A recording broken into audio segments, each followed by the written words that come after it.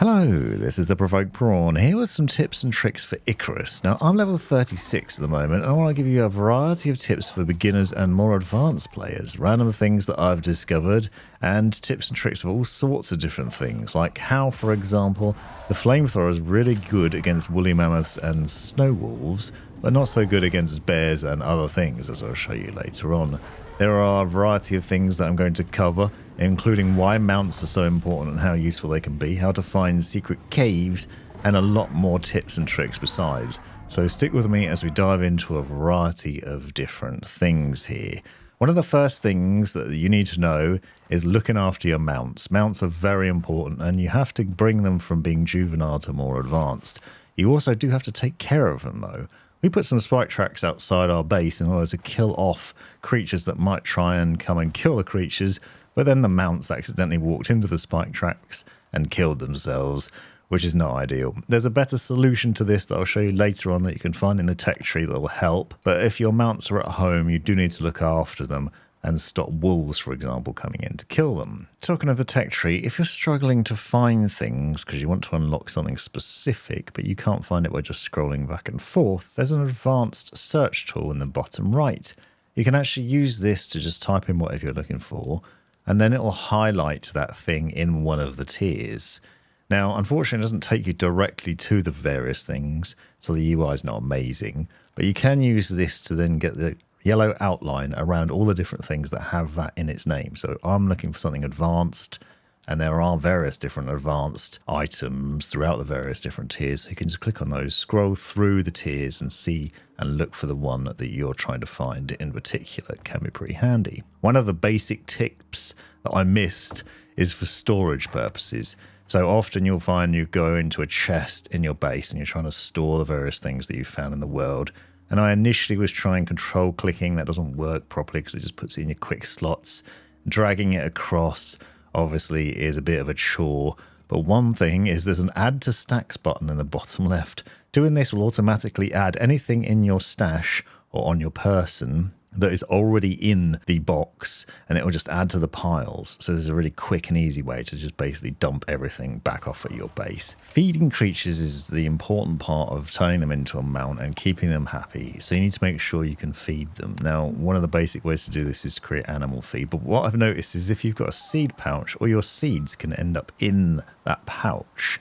You actually have to open the seed pouch in your inventory and put them into your main inventory, so you can then craft feed for your animals, which is a bit stupid really, because I've got all the seeds that I need along with the wheat, which is the two ways you create the animal feed, but it's not recognized until you take the seeds out of the seed pouch. There are lots of animals that can kill you on Icarus, so it can really help to see where they are nice and early, and there's actually a skill that you can unlock fairly early in the game which will help with this. So if you look at the talents section under the hunting, you'll see there's an option for animal health bars here.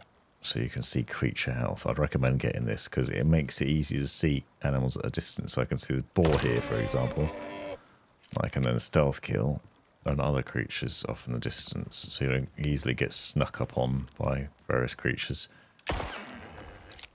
And you can just kill them. Resource gathering in Icarus is really quite clever. If you chop down a tree, you know that when it comes down, you can then keep chopping it and split it for logs, and you get a lot of different logs out of it.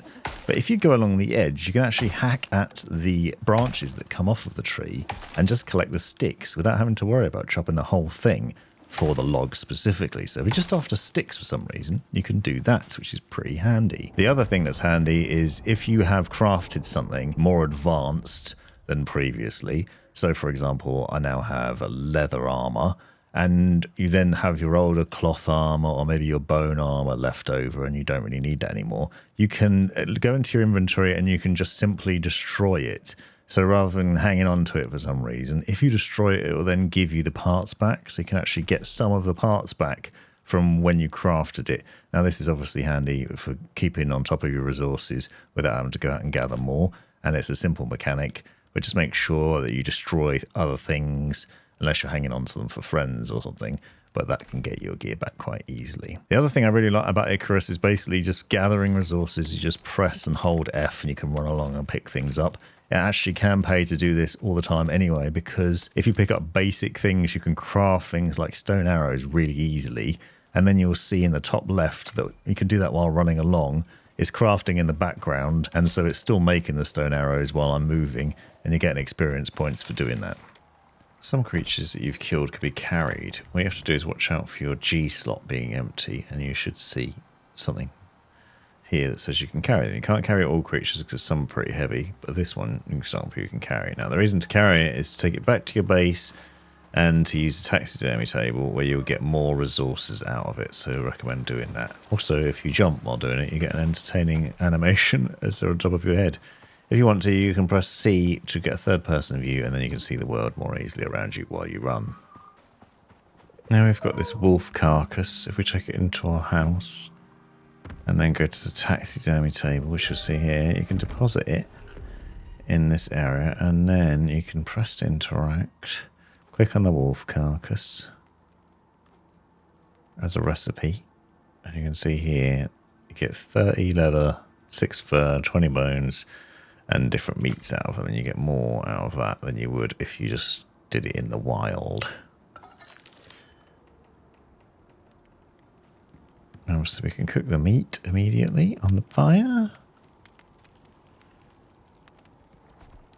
I control clicking on it, and it'll just deposit that.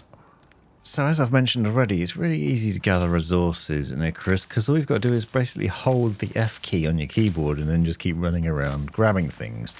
This really pays off, especially if you grab a lot of seeds for animal feed and other things, but it also just means that you're getting experience points constantly. One of the things we've discovered is you can also do this and carry on doing it even when your inventory is full. So what will happen if your inventory is filled up is that you'll still get the experience points, but the extra things that you're picking up will just drop on the floor.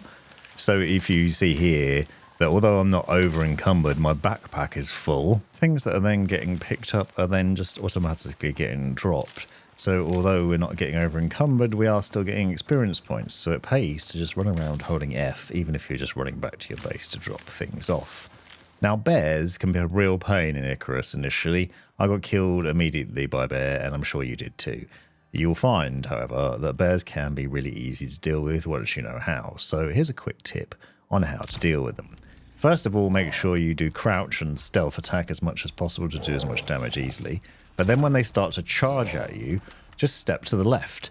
So when you get close in that charge maneuver, just sidestep to the left, swing back around, shoot them, and then just keep repeating this process, dodging their attacks. Don't try and run up on top of rocks or up a hill or be clever like that. Actually, just sidestepping is the easiest way to do it, and it's pretty easy to avoid any danger. This is different if you have a mount with you, because the bear will invariably go and attack their mount as well, and maybe if there's a couple of you this could be a problem, but generally speaking, once you learn this trick, it can make life a lot easier. Later on, you unlock the flamethrower, and the flamethrower can be very useful, as I'll show, but it is, however, not very good against bears. You might think it would be good against bears, considering how furry they are. What I've discovered is all it does is set the bear on fire, and then you've got a bear that's charging at you on fire, and as you can see, everything else is also on fire.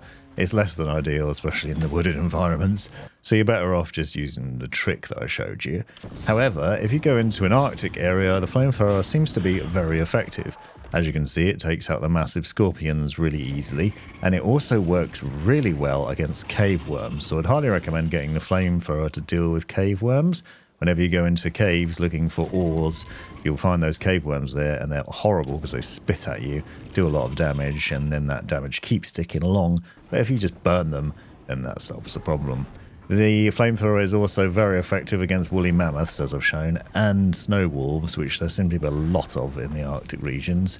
So wolves can easily be burnt very quickly with the flamethrower, and you do need to make sure, obviously, that it has some charge when you're using it, though. The other thing that flamethrower is great against, I've not found much else to deal with bees, and they can be a real pain. You can also use them to torch bee nests, and then you can harvest those bee nests and get the bees out of them and the honeycomb. Now, you'd think that burning a bee's nest would destroy the contents of it, but it doesn't. So you can just go to town on bees' nests in caves and outside, burning those bees' nests down, killing the bees before they start stinging you, and then just grabbing the goodies from inside. It's very useful. As you do quests and other things in the game, you might find that you get modifications. These can be used at the alteration bench. The alteration bench can be a little bit tricky. but basically you can apply various different modifications to different weapons. You can see I've got a melee damage attachment here, and basically this can be attached to various different melee weapons. What you first need to do is to go to the right hand side of the alteration bench, put your weapon in there, and then put the attachment in the bottom slot. You need to make sure the weapon matches the right type, and then you can drop that in there. You can see that I've upgraded my bare chest armor with extra pockets. There are various different upgrades that you can do. You can get another one, for example, which helps with mining extra copper on my pickaxe. Unfortunately, you can only apply one attachment to weapons though, so that's worth knowing. Now, you might find you're caught out in a storm and that you're getting damage from the weather, and maybe home is miles away and you haven't got the ability to quickly build a shelter. Get a pickaxe and go to town on a large rock, and you can basically make your own little cave. It takes some time, but this can be an easy way to avoid danger temporarily and to stop taking damage from the storm. If you make a big enough hole, you can then sit in the cave and you can see that the storm exposure is now ticking down. You can also build a little fire in the middle of the cave entrance and cook some meat while you wait for the storm to pass, and that can be a good way to survive. Now, I mentioned earlier on the importance of looking after your mount and trying to keep them safe. You obviously have a juvenile animal that you've caught by killing its parent, generally speaking, and then getting it to come back to your base and taming it by giving it a bed and giving it food and petting it and other things. Eventually it will mature into a full adult. It will then get attacked if you're not careful by wolves, maybe bears, boars and other things. Putting spike traps out doesn't work, as I've shown, but there are other ways that you can do it. So on the tech tree, you'll see at tier 2, for example, there is a simple creature deterrent. Now this is basically a scarecrow. You need the cloth head armor and cloth arm armor, and then some simple things: stone, wood, tree sap, and spoiled meat. These things go inside the scarecrow and basically act to charge it, and then that will have a certain period of time where it will stop creatures from coming near. Put a few of these around your base and that should protect your mounts. I'd recommend crafting an enclosure where you could put your mounts in, like a little pen, and that will help too. Now, what I've found is having a mount in your base, or several mounts, can be very handy. If you're not quite sure where your base is on the map, you can see the little indicators for your mounts on the map and where they are, and that will give you an indicator of where your base is. So this can actually really help as a waypoint to just sort of remember where you're going. Talking about the base, make sure you've got lots of food crafting all the time and different food types. You'll see that if you consume 3 different food types, they actually have different buffs, and so it's worth having a bunch of food on you or being cooked back at your base. And there are different recipes for improved food as you go through the game, but you can see each of these has a different benefit. So it actually pays to eat more than one food type, and you can eat 3 different ones and get different buffs from doing it. Sleep is also a good buff, so that's worth doing as well. Oxygen comes from oxide, that little blue rock that you can mine out in the wild. Now, if you pick this up, you can consume it and either put it in your oxygen slot or just right click and click consume, and that'll give you some oxygen as a quick source of it if you need it. But I'd recommend unlocking the oxide dissolver. If you get this and an oxygen bladder as one of the basic things, you need sulfur to power it and then oxide minerals to go in it, but then the oxygen bladder can then be dragged into your oxygen slot, and then you can just basically keep charging them and run back and forth between them to get more oxygen. Once you get a fancy machine like this concrete furnace, you can then use it to craft stuff and keep it crafting really easily. This is just coal powered and it's awesome, by the way. I'd recommend getting one because it basically creates ingots out of ore and it keeps doing it, and it, as you can see, makes loads of different ones. However, once it gets full, it then won't carry on producing more. So if you find it's not working, it's because all the slots are full. Also, what I've discovered is if you want something prioritized, so for example, I am trying to make carbon fiber, you need to put it in the top left slot, so the top left corner. That will then prioritize it over everything else. When it comes to drinking water, the rain reservoir can be really handy. You need ice for this, so you have to go to the Arctic region and pick up some ice off the floor. And you also need a bucket and a watering can and other things that can carry water. But then this will automatically craft drinking water for you and water that you can use in your base, so it's really handy to have.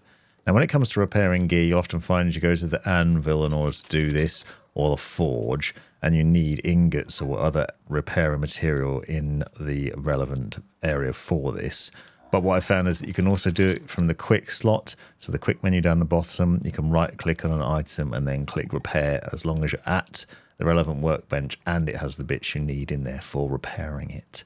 Watch out for secret caves when you're out in the world. Now, caves obviously give you ores and exotics, but sometimes you'll see what looks like a doorway. So you can see here, this looks like a door, and then you can craft your way into it by using your pickaxe on the stone to make a hole. Now, mountainsides generally cannot be pickaxed. So if you find an area that can, this indicates there's a secret spot behind it. But what you'll see is it's just like this archway shape to the entrance, so watch out for those because they're secret entrances to caves. Stealth is really useful in Icarus. I've already shown you with bears, but basically crouching before you shoot anything really gives you a bonus. As long as the creature hasn't seen you, and sometimes even when it has, you can get away with doing stealth attacks that do 2.5 times the amount of damage and usually one-shot a creature in most instances, making life a lot easier because you can then kill those creatures and get a good boost.